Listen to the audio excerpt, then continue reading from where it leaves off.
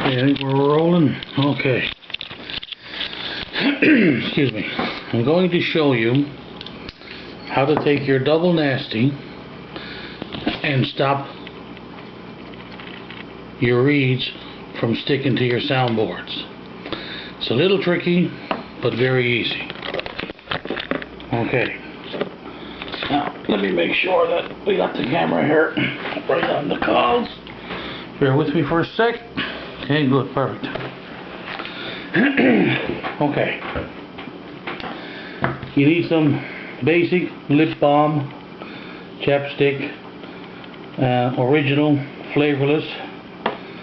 Otherwise, if you use a flavor, every time you blow your call, you'll taste it. This is your call. You need a blunt, straight object. I like to use my little can opener / bottle opener / call fixer.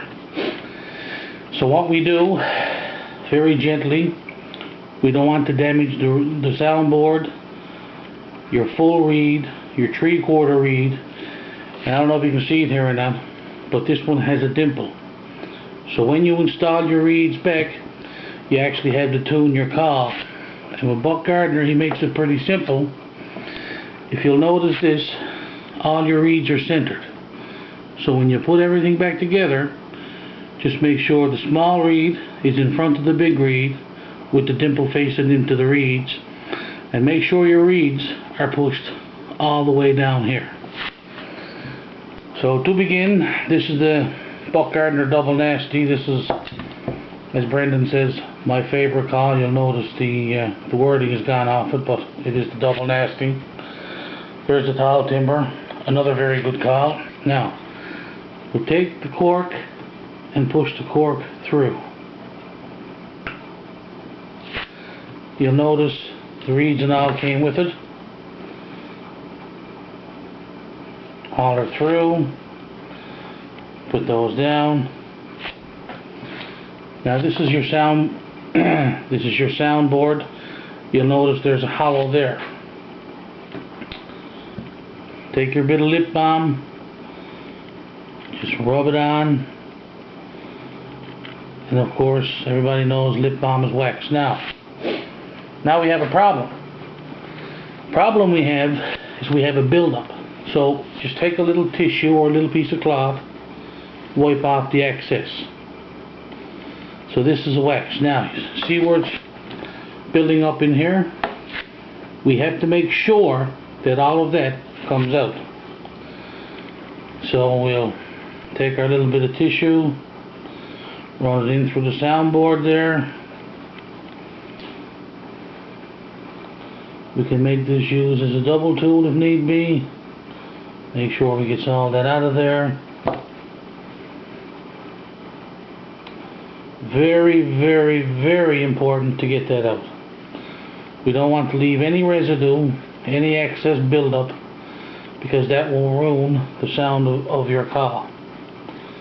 So we'll make sure we get all that out. Now you can still feel the wax here from that. So now remember what I said. This is your big reed, and it really doesn't matter, I guess, which end goes in flat. Goes in like that. Here's your 3/4 reed. You see the little dimple on that side is pushed in. This is the dimpled side out. So you make sure that dimple that's right there goes against those right there.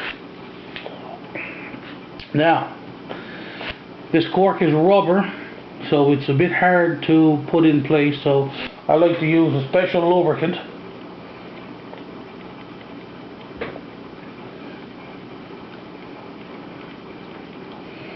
You make sure that your reeds are pushed all the way down against that.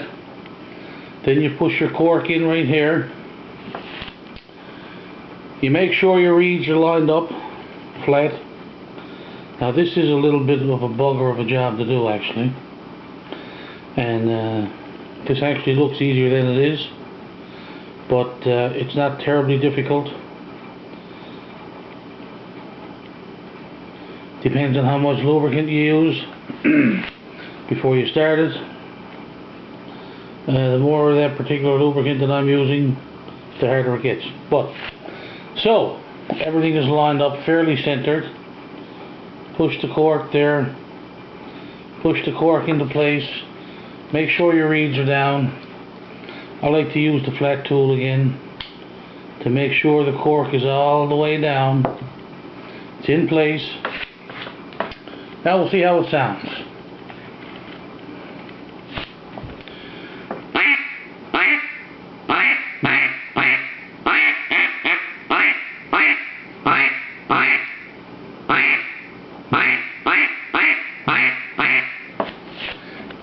There you go. Now that won't stick anymore. I guess it's the manual way of spit taking it. The wax against the soundboards stops the reed from sticking to it.